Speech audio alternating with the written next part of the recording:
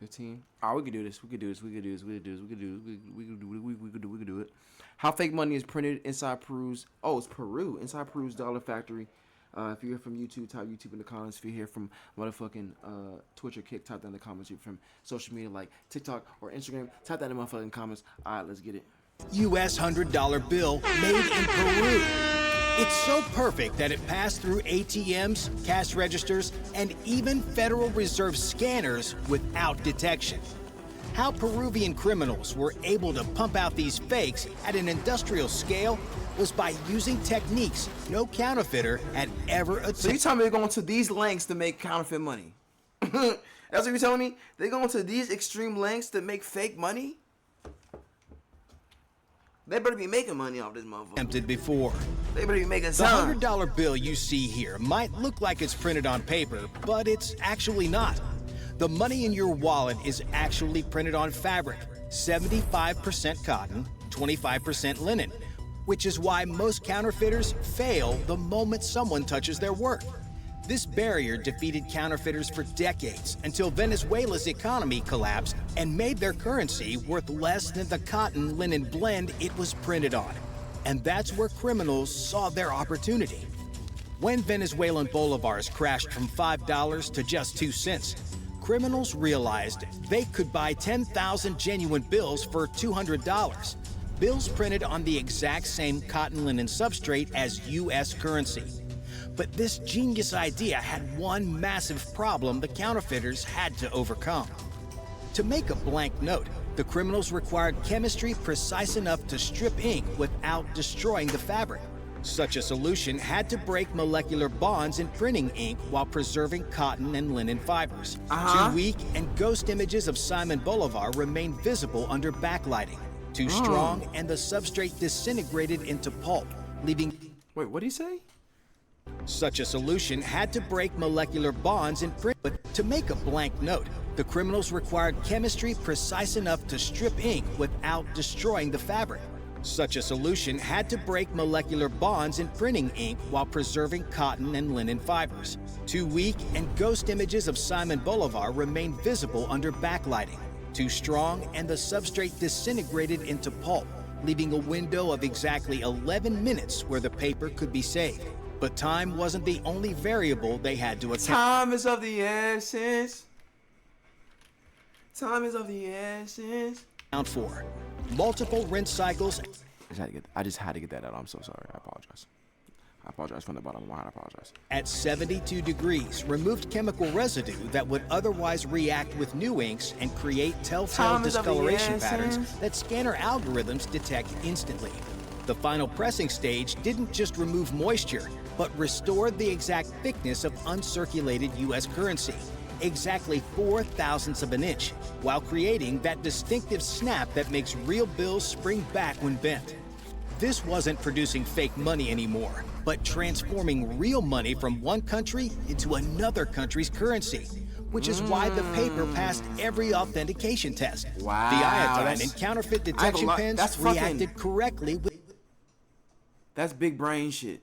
That's big brain shit. With genuine cotton fibers. UV lights found no fluorescence because the substrate was authentic. And automated bill validators measured the exact density of real currency paper because that's what it was. Getting the paper was like making a blank canvas, but the criminals still had to make their painting, which forced innovations that would fool millions of Americans. This is where the criminals faced one of their biggest challenges. Genuine US hundreds use intaglio presses that force ink into paper at 20 tons per square inch, creating... This nigga called me. I didn't even peep that shit, dog.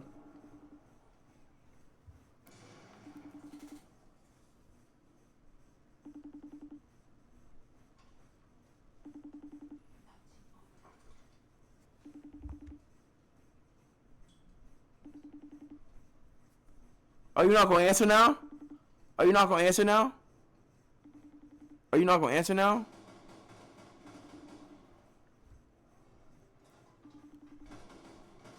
You just called me and I call you back. You're not gonna answer, huh? Okay. No, that's fine. That's cool. No, that's cool. That's cool. Raised ridges on your cool. fingers, That's cool. instinctively recognized bro. as real money. But cool, the bro. Peruvian operators only had offset lithography machines, the same kind that print magazines, which lay ink on top of paper instead of pressing it in. Their innovative process would stun even veteran Secret Service investigators. The criminals' first printing pass had to nail the background patterns, thousands of lines thinner than human hair that create the shimmer you see when you tilt a real bill. Miss the alignment by even 1/10,000th of an inch, and you'll get patterns that scream fake to anyone who's ever handled cash. The master printers running these operations had spent decades calibrating machines for wedding invitations and business cards, skills that they now use to forge the world's most secure currency. Oh, wow. After the background, Franklin's portrait came next. And this is where the operation turned from printing to artistry.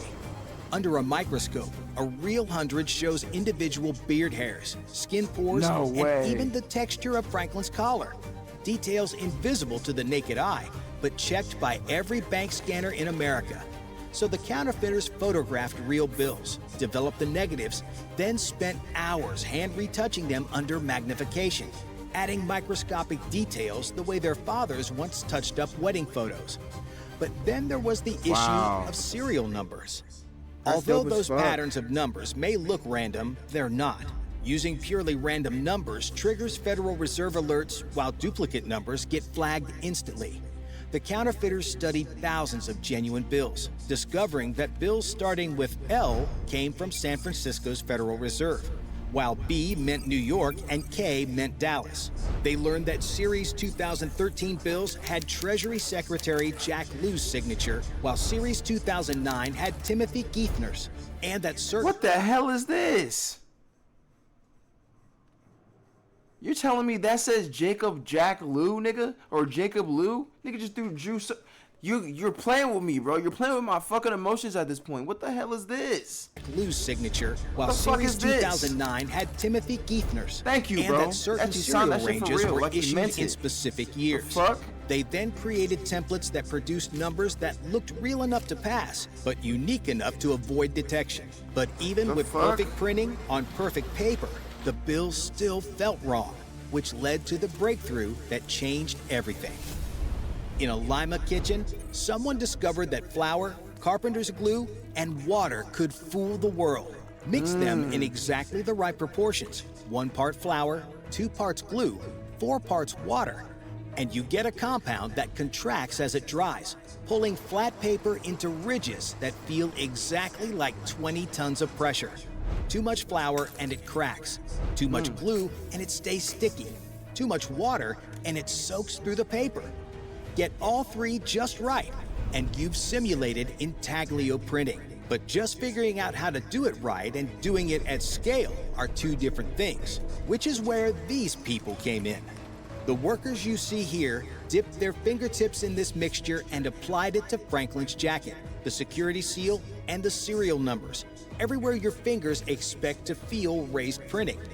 After months of practice, their fingers became instruments sensitive enough to detect variations smaller than 1 millimeter, applying fuck? exactly the right amount of pressure to create the subtle inconsistencies found in real money. This step turned each one from obvious fake to something that would fool bank tellers who handle thousands of bills daily. The process couldn't be mechanized because machines create patterns that are too perfect and uniform. Exactly the kind of consistency that paradoxically screams counterfeit. Real intaglio printing has random variations. Yo. Yo. What you been up to, bro? That's not too. What the fuck? I like this jacket, nigga. Yeah, nigga styling and shit. Nigga styling and motherfucker. Alright. Lock it back in. Lock it back in. Where pressure meets handmade plates. Imperfections that your brain recognizes as authentic, even if you don't know why. Making perfect fakes required adding imperfection by hand. It took them 30 minutes per bill. But despite solving this massive hurdle, the criminals had to overcome their most difficult challenge yet, using a method never seen before. Look at a real $100 bill against the light and you'll see a dark line running vertically through it. The security thread that says USA 100 in tiny letters and glows pink under UV light. This thread is embedded when the paper is made, woven into the fibers themselves. Impossible to add afterward, unless you're willing to do something nobody thought counterfeiters would ever attempt. The counterfeiters created their own safety strips, thin plastic printed with microscopic USA 100 text and coated with UV reactive chemicals. Then they soaked bills for exactly 4 minutes, just like... This is mad, like meticulous. Like they went into the thought process and the process making of this shit and made sure they covered every basis, everything. That's well thought out. Long enough to soften the... I'm thoroughly impressed. Paper. The Perus are brilliant without destroying it. Wait, what's the people of Peru called? Is he in there singing? Peruvian. Bro, you ever see Drake and Josh? You ever see Drake and Josh? I know, yeah. Peruvian ghost pepper. You remember? Oh. Did you know that Josh was on cocaine? Oh wow. Yeah. During while they were making it. Yep. He said from season 3 on. That bro was on that powder. Yeah. He thought he was just a good, wholesome guy. He could still be a good guy and do powder. Fire! You know what I'm saying? He was off that wow. It's gonna be funny. Oh shit. Okay, well I guess that makes sense a little bit. A window discovered through hundreds of ruined attempts, using surgical needles designed for eye operations. It's crazy. It's weird to think that Yusuf is in there singing, having a grand old time, taking shit in my toilet. Just having a grand old time taking a shit in my toilet. What? No, and I'm just happy that like I'm the one that can provide the, you know, like for him a safe place to come, I guess, dispose of his waste in a safe manner. You know what I'm saying? Like he trusts me enough to handle to house that, I guess. Or he's using me. One of the two. He might be using me. He might be using me to use my toilet, so he doesn't have to leave discreet streaks inside of his toilet.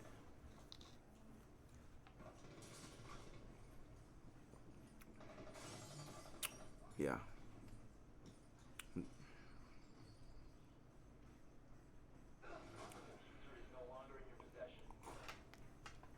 All right. Through hundreds of ruined attempts, using surgical needles designed for eye operations and magnifying glasses, workers threaded these strips through the bills, maintaining the exact angle and depth of real security threads. Get the angle wrong by even a few degrees and the thread surfaces too quickly or creates bumps that scanners detect. Thread it too deep and it's invisible. Too shallow and it's obvious. Each bill took 5 to 10 minutes of threading, requiring steady hands, perfect vision, and the patience to repeat the same motion thousands of times. When the bills dried, something remarkable happened.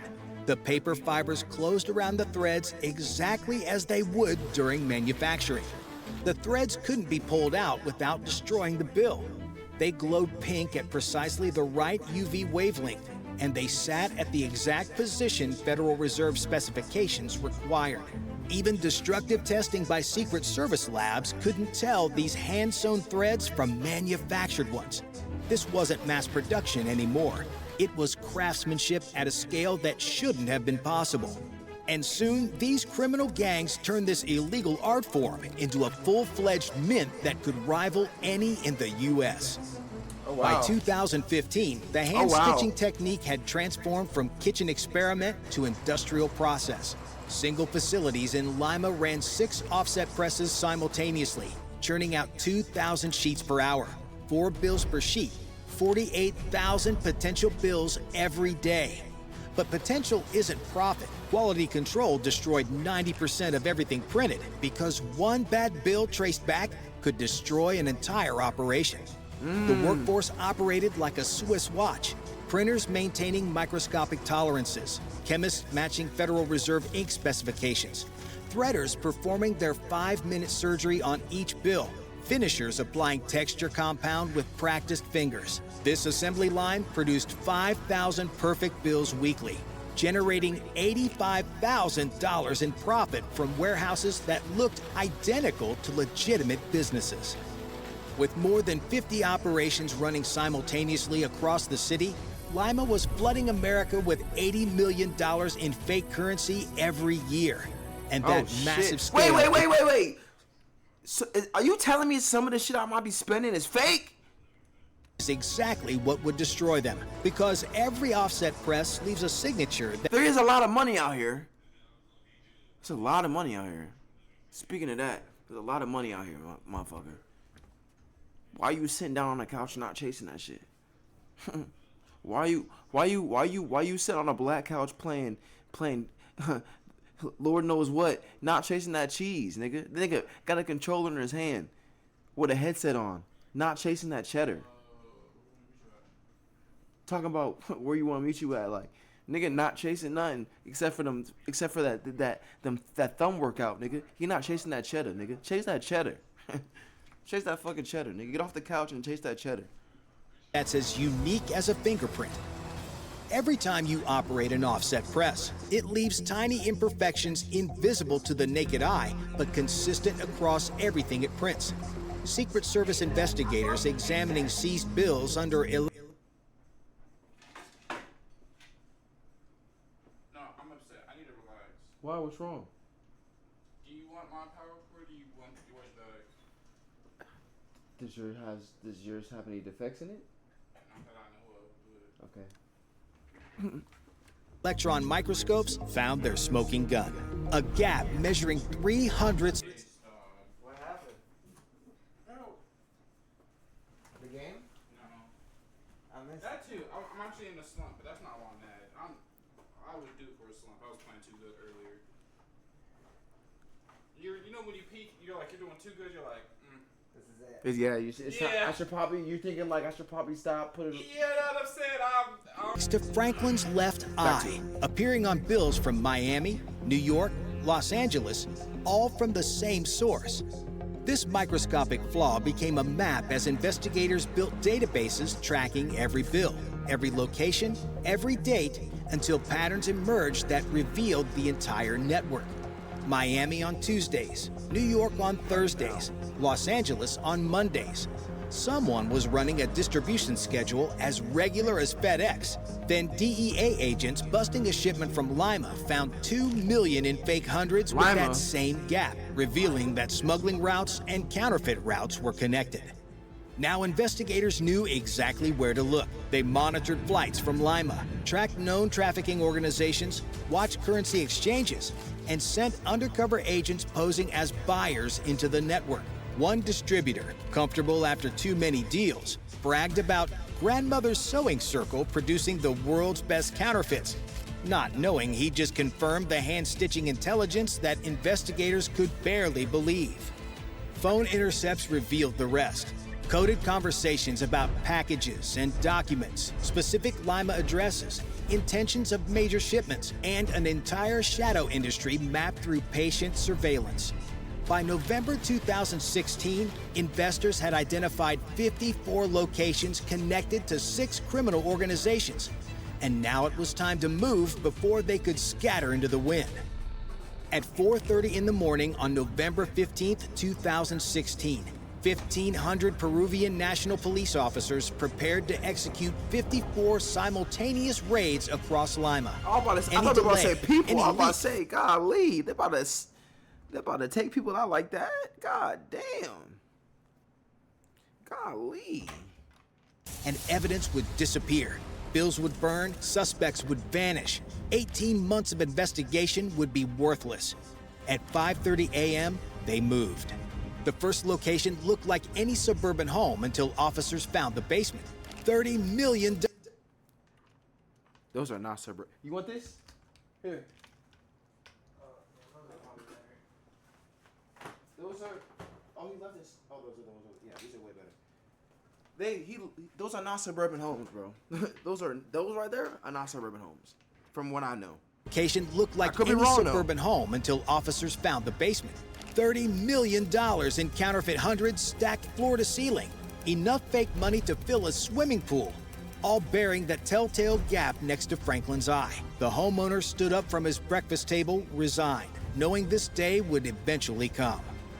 The second location's presses were still warm, bills hanging from drying lines like laundry, the air thick with the smell of ink. In the back room, officers found a worker frozen mid-stitch, surgical needle halfway through a bill, caught in the act of threading a security strip. The third location revealed the operation scale: 8 offset presses, 1,600 printing plates, gallons of color-shifting ink, thousands of bleached Venezuelan bills, and most remarkably, a child's notebook containing handwritten formulas for everything. The exact bleaching times, the texture mixture ratios, even the thread insertion angles. By noon, the numbers defied belief. 30 million in counterfeit dollars, 50,000 in fake euros, 48 arrests, 6 criminal organizations destroyed. The Secret Service called it their largest seizure ever. Proof that international cooperation could defeat even the most sophisticated counterfeiters. Except 3 months later, new bills appeared with the same quality and the same microscopic flaw. The notebook they seized was just one copy of knowledge that had already spread through Lima like recipes passed between neighbors. Venezuelan bolivars still cost 2 cents. Offset presses remain legal, and poverty still makes crime pay better than honest work. Right now, as you watch this, someone in Lima is threading a needle through wet paper and someone else is mixing flour with glue. Because of this, Peru still produces 60% of the world's counterfeit U.S. currency. Bills so perfect, they're circulating right now in stores, banks. So you're telling me, and I was right about this, so you're telling me everyday money could be counterfeit. Everyday money that I come across could be counterfeit money. It could be fake money. That just goes to show this shit. Everything you see is not what it seems. Real shit. Everything you see right here is not what it seems. And I'm talking about everything. I'm talking about everything. I need you to open your mind up and really think about this. Everything is not what it seems. Everything. ATMs, maybe even your wallet. The $100 you withdrew from the ATM, if it feels real, looks real, and spends real, does it matter that someone in Lima spent 10 minutes threading a security strip through it by hand? Bye for now. No, I need everything he has. I need everybody he knows. I need all the equipment that he has in the building to create my own counterfeit money. Because fuck it, I'll run it up. I'm gonna run that thing up. You feel what I'm saying? I'm gonna run that shit up to the tippity top. To the tippity top of the mountain, motherfucker. Real shit, nigga. Real shit.